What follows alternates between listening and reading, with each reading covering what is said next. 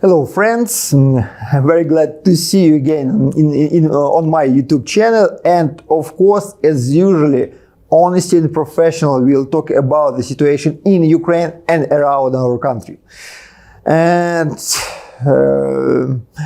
of course, we'll start from the rebellion of Prigozhin and private military company Wagner, which happened in Russia last weekends, and there are a lot of analyses and talks about this situation, but I want to take your attention only a few moments of this rebellion, which are very important for the future development in Russia and around Russia.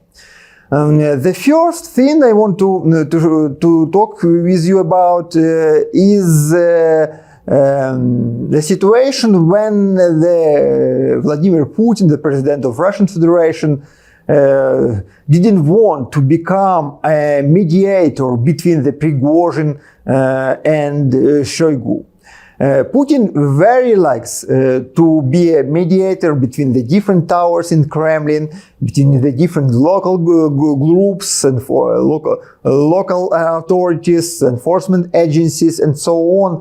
It's the best play, the favorite play of Putin to do this in every day of Russian political life, but not in such case, but not in this case when the Prigozhin claimed Shoigu in corruption, and when the Prigozhin state a demand of firing Shoigu and his team from the leadership of the Ministry of Defense of Russian Federation. Why the question?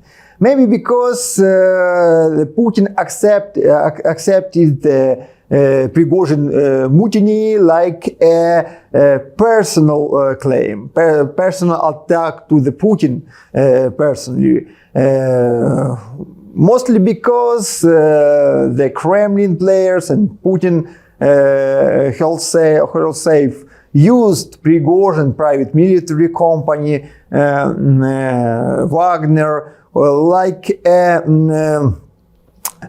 an instrument, like a tool for make a push for Prigozhin and his team to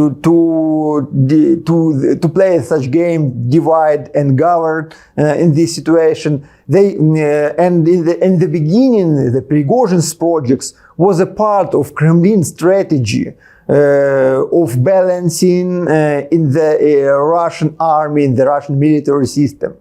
But in such a moment, this project was losing the control over them. And even if we take into account the huge financial support from the Kremlin, $1 billion for the year, Putin said, with a good negotiation with the Kremlin elites, for example, the son of very close to Putin person Peskov was served in Prigozhin military private company, not in Russian army. And this Prigozhin military company has a very good connection with the Kremlin elites. Even taking this account, money, connections, this mutiny happened. And this mutiny broke a face of Russian state, like a stable, good organized, even sometimes totalitarian state. This mutiny showed that the Russian state is weak, and there is not enough resources even to stop 10,000 people, armored people, weaponed people, which were going to the Moscow with their march to show their truth in this situation.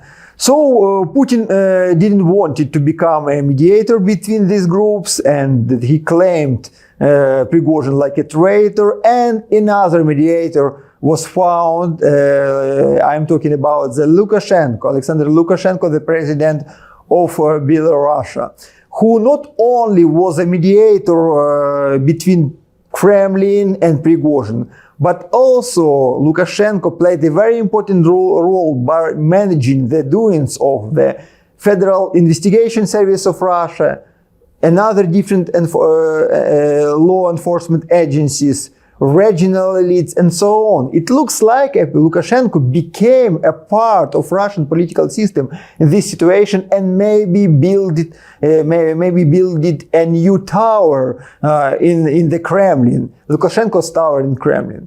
Very interesting situation, but in any case, for nowadays, this situation is still going on because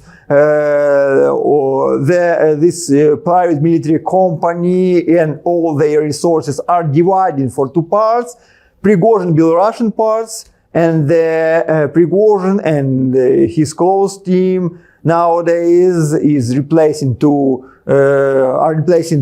Belarusian with their technology, with their experience, and maybe Belarusian will obtain finally real army, real military abilities, which they didn't have before, because Belarusian army is not very strong and without real experience of managing the war or military conflicts.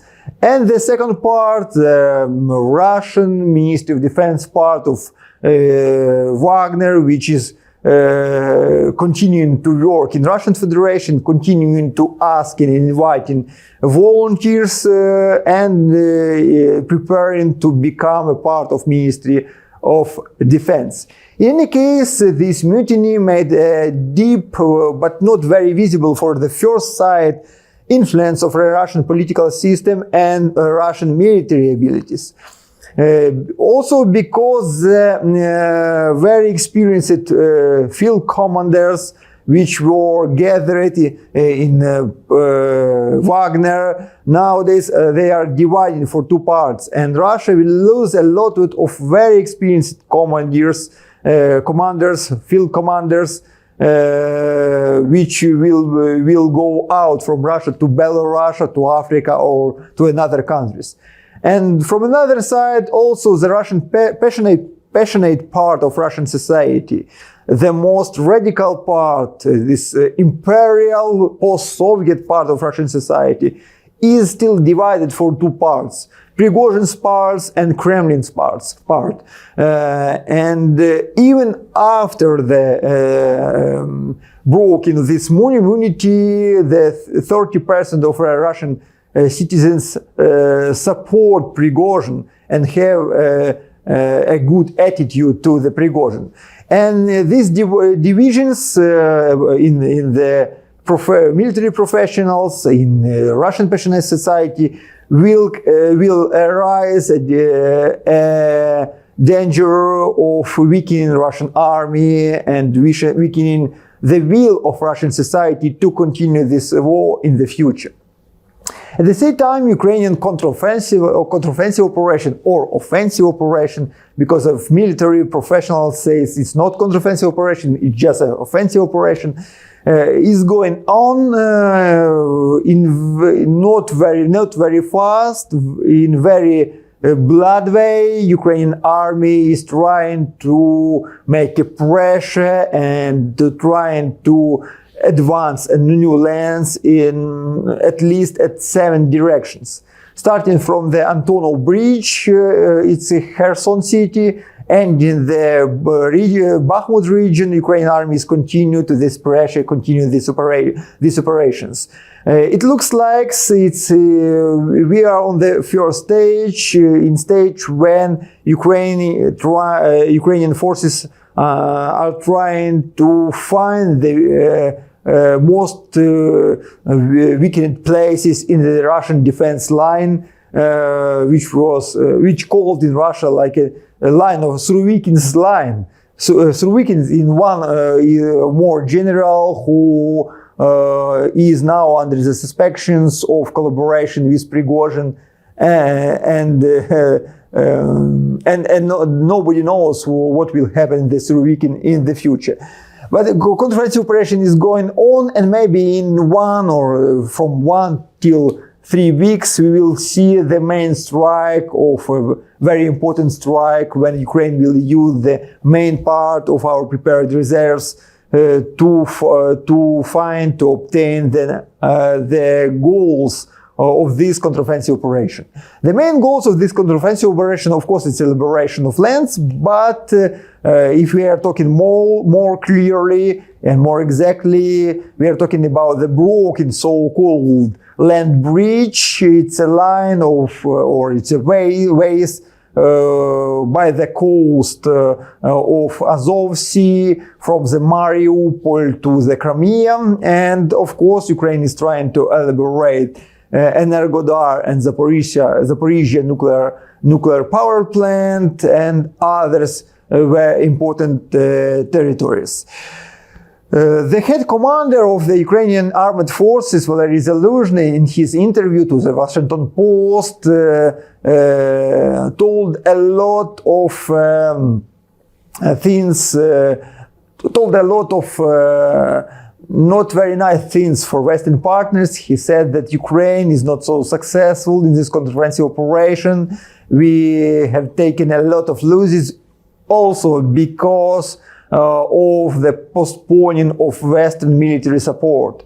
Ukraine needs F-16s airplanes. Ukraine needs much more artillery, shells, and so on. It's not enough these resources for very fast and very successful counteroffensive operation. But in any case, even in this situation, Ukraine is going on to this operation.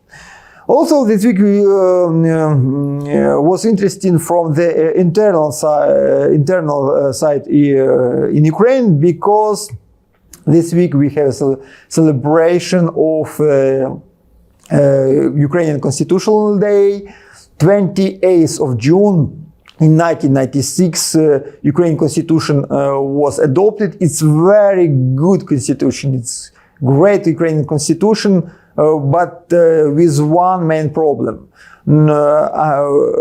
Professionals can't even remind provisions of these constitutions which are fulfilled in Ukraine absolutely. No one of the main provisions of this constitution, starting from the social economical rights of citizens, ending the division of the power in Ukraine, is fulfilled for now. And Ukrainian constitution became some kind like a Bible for Ukrainian society. It's a goal on the horizon, but it's not a law which we are living on nowadays. Ukrainian president, in his 1 hour 20 minutes statement in the Parliament of Ukraine in the Constitutional Day, they said that we are preparing, and he is preparing with his team, the new political doctrine of Ukraine. This doctrine will consist of 5 main principles. The first principle is philosophy of victory of Ukraine. The second is global security of Ukraine. The third is policy of heroes of Ukraine. And the fourth is policy of justice and the transformation Ukraine for the 10 years. I think doctrine is a good idea if we are talking about the developing constitutional or if we are talking about some kind of plan of development of Ukraine. But I hope that this doctrine will not be instead of Ukrainian constitution. I hope this doctrine will not be the military constitution of Ukraine in the time of going off the war, because Ukrainians, people of Ukraine, are fighting not for the Zelensky, not even for the justice or the victory. The bigger part of Ukrainian soldiers are fighting for our way of life, our liberty and our rights to be such people as we are. Also, President was talking a lot about the social economical problem, and of course this focus is very important because the continuation of the war will lead to change this focus from the war, social focus from the war, to the social economical problem.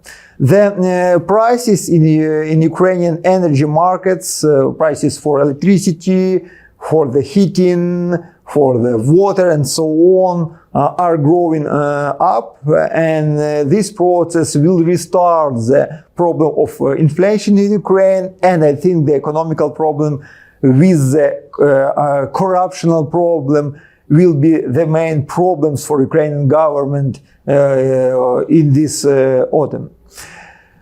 Also, we are seeing the continuation of the fight between the central government and the local elites in Ukraine. I'm talking about the case Zelensky-Klitschko. The situation is going on. And I'm talking about the case of Office of President of Ukraine and Ukrainian oligarchs. Some new investigation were started against one of Ukrainian oligarch, Mr. Zhivago. Okay, friends, thank you for watching this vlog. Please write down your question. Please share your video. Don't forget to subscribe for this channel. I will try to do all the best from my side for your better understanding of the situation in Ukraine and around of Ukraine. Thank you. Have a nice weekend. Bye-bye.